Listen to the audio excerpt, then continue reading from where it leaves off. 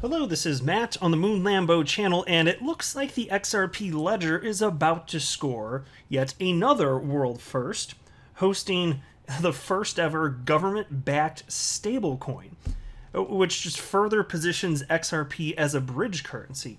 So I'm going to share with you the specifics on this. I've also got comments on this very topic from David Schwartz, who of course is Ripple's CTO and co-creator of the XRP ledger. And I'd like to congratulate you, and you can congratulate yourself as you go through the video, for being on the cutting edge of what is happening in crypto and the fintech space. I think it's pretty damn clear this is the case. Seriously, you'll see as we go through this, the implications for a broadly adopted XRP are quite clear, and it looks like Ripple's vision for the Internet of Reality. It's over time. It's becoming an actual thing. It's actually being adopted. It is becoming reality. But before going any further, I do want to be clear, I do not have a financial background of any kind. I am not offering financial advice, and you definitely should not buy or sell anything because of anything that I say or write. I'm just an enthusiast who enjoys making YouTube videos about crypto-related topics, but just as a hobby and just for fun. And so the XRP ledger has already had a number of world firsts, including the first ever built-in decentralized exchange, and that's a big deal. Like, because a lot of people don't realize this, but I mean, you can issue any asset that you want on the XRP ledger, and this had never been done before. And at the time, you didn't have some of the terms that are widely used, because you can issue NFTs on there, of course, and Ripple's making a push for that, utilizing the XRP ledger for that as well.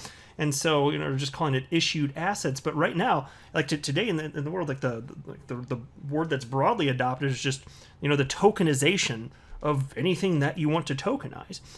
And so it was the first to offer that. It's also the first ever carbon-neutral decentralized blockchain. And now it looks like it's about to be home of another world first, home of the world's first government-backed national stablecoin.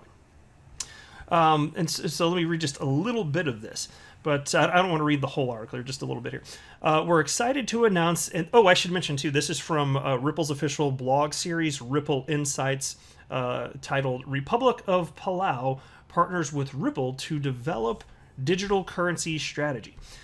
We're excited to announce a new partnership with the Republic of Palau to explore the country's first national digital currency and its use cases with the XRP ledger. So let me just pause right there. You may be familiar at this point that with Ripple's central bank digital currency private ledger, which was announced much earlier this year, this is different. We're talking about a government actually issuing their own stablecoin and on the XRP, the actual XRP ledger. Not some sort of private version of the ledger, the actual XRP ledger. Piece continues. The partnership will initially focus on developing strategies for cross-border payments and a USD-backed digital currency for Palau.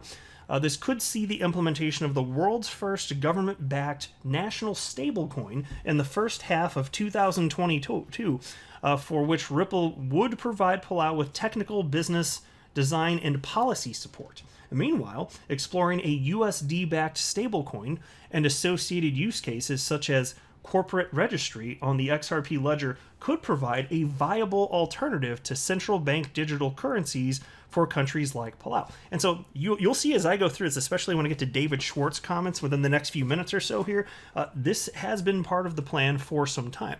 Now, I personally was not familiar with Palau, so I just did a quick Google here. You can see that it's an island country in the Western Pacific, and they don't have their own currency. Their national currency, it is the United States dollars. And so it's kind of interesting to see the way that this is set up. And so, given that the country doesn't have its own currency, which, by the way, actually, I want to mention this too. This is also true of El Salvador, which recently became the world's first country to accept Bitcoin as legal tender. But before that, their only national currency was the United States dollar. So this isn't exactly unheard of. But a Palau-issued stablecoin backed by United States dollars would be, from a conceptual perspective, and more similar to Tether, or USDC, than a central bank digital currency, because it's in part because it's backed by something else. But consider this too. So when you're talking about a central bank digital currency versus a stablecoin, they're different for a number of reasons, not the least of which is that when you're talking about a central bank issuing an actual central bank digital currency, there are different monetary policy implications. Whereas with a stable coin, it's its own coin. It just happens to be backed. The value comes from something else. So it is functionally different for sure.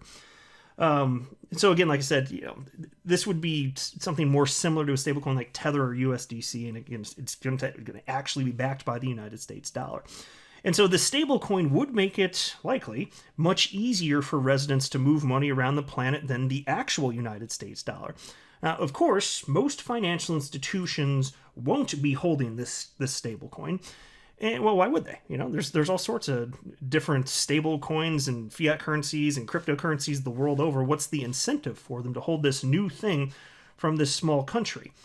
Well, of course, while most financial institutions won't be holding this stablecoin, markets will certainly need to be made. But you see here, like XRP could be positioned obviously as a bridge currency, which is where the geniusness of all this comes in.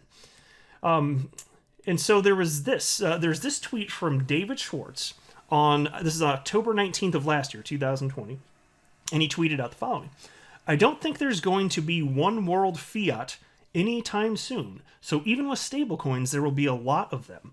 To make liquidity between central bank digital currencies, other stablecoins, and new tokenized asset classes, there's room for a neutral, jurisdictionless asset." Well, how about that? Doesn't that sound kind of like XRP? And XRP is the only cryptocurrency, by the way, being positioned for the use case as a bridge currency, which is why, again, I said at the outset of the video, congratulations for being on the cutting edge. You do actually understand it before everybody else. Now, let's hope that this use case takes hold over the a longer period of time. But to this point, you do continue to see on-demand liquidity corridors being rolled out, despite the nonsense that's happening with the SEC going after Ripple, which I think is going to not end up, I think history will show, it will not go well for the SEC here. But take a look at this article. This is from October 20th of last year. David Schwartz: "XRP should serve as a universal settlement asset for central bank digital currencies." And so you'll see as I go through this, keep this in mind. And as it pertains to the news that just came out, having to do with Palau and having a stable coin, government backed, on the XRP ledger being issued, this is part of the plan. It is about the Internet of Value, actually, and it's by design. Like, Ripple's pushing for this because, well, first of all, obviously they have large XRP holdings, and this benefits XRP. XRP is at the core of their entire business model so far as I can see it.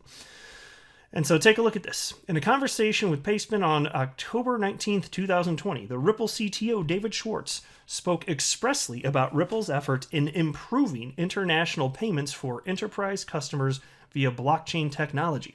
He said Ripple's ultimate goal is to build an Internet of Value that will make payments as easy as email for enterprises of all sizes and customers around the world. Exactly. And so I'm about to read a quote, but again, this is why the more central bank digital currencies and the more stable coins, which will just happen, it's inevitable. There's just going to be a ton of them.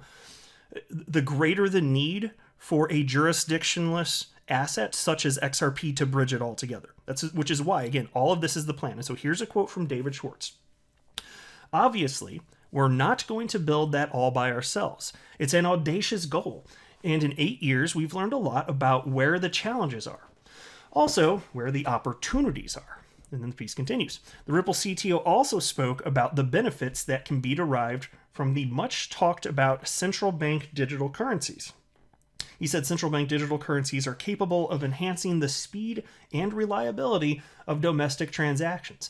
He stated that good domestic settlement will surely impact international settlements, so central bank digital currencies could bring about cost effectiveness.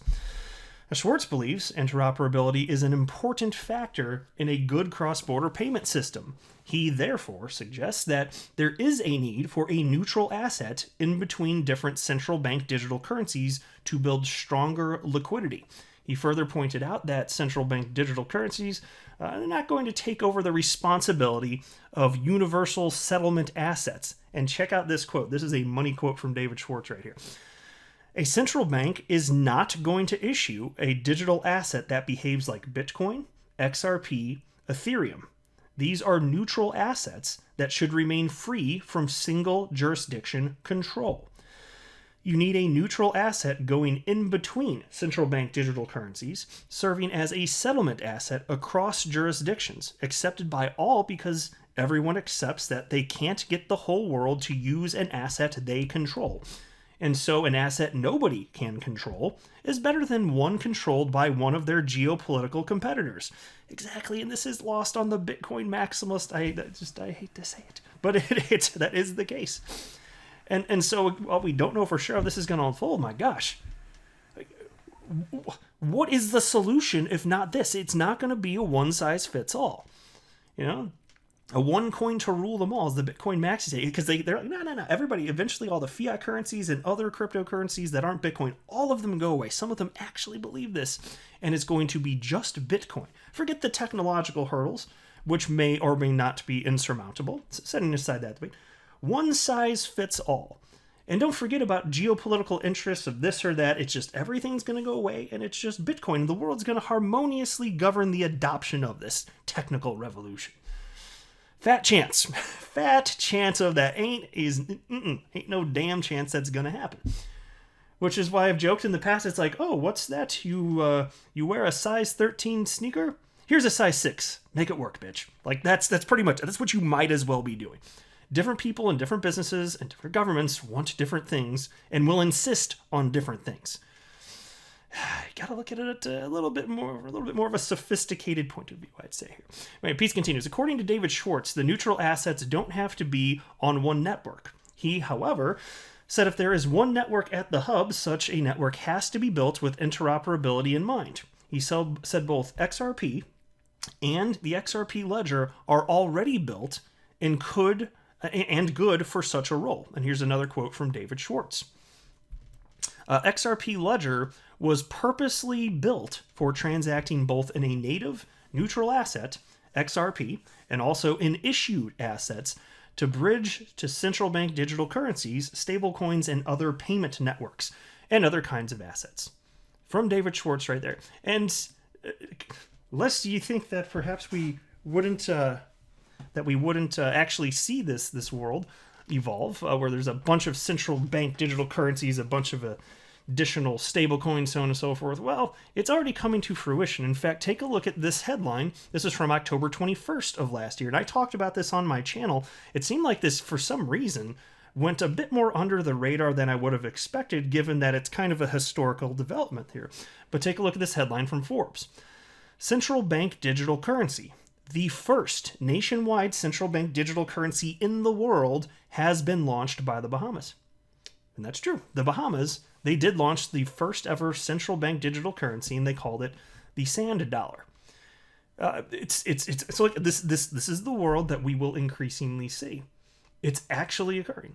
And you can see here, I'm not going to read through this either, but this is from March 3rd of this year. This is what I was referencing earlier in the video. Ripple pilots a private ledger for central banks launching central bank digital currency. So this is a ledger that's based on the XRP ledger, but it is a separate blockchain. It's basically a template, and it's obviously with the XRP ledger being so blazing fast and basically practically free transactions, it's a good template. So you can tweak some things about it and then set it up in such a way that it can be a centralized platform for central banks around the world, which of course they'll insist on. They're not going to want some sort of decentralized platform when they want to be able to think about it. If something disastrous happened and it's their fiat currency, they're going to want to be able to roll back transactions. They're going to want to be able to inflate to their heart's content. There's governments we're talking about, right? So it's not going to happen on the XRP ledger. Not this specifically here. But so anyway, we found out that this template, this is something Ripple's actually launching on March of this year. And then we had this news in September of this year, September 22nd, 2021. This is directly from Ripple. Bhutan advances financial inclusion and sustainability with Ripple's central bank digital currency solution. So here you can see, today we are proud to announce our partnership with Bhutan's central bank, the Royal Monetary Authority, who will use Ripple's central bank digital currency solution to pilot a central bank digital currency in phases. This move is driven by the nation's desire to enhance digital and cross-border payments, expand financial inclusion efforts, and extend its commitment to sustainability as the only carbon-negative country in the world. And so, it's pretty clear to this point.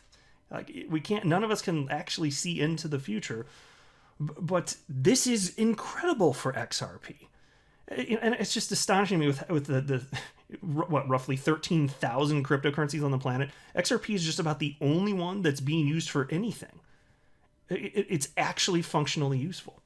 And this is just one use case, mind you. There are other use cases. And so I just keep thinking, as the adoption continues and more money does end up pouring into the cryptocurrency asset class as the years tick on by, like, where do you think people are going to want to put their money?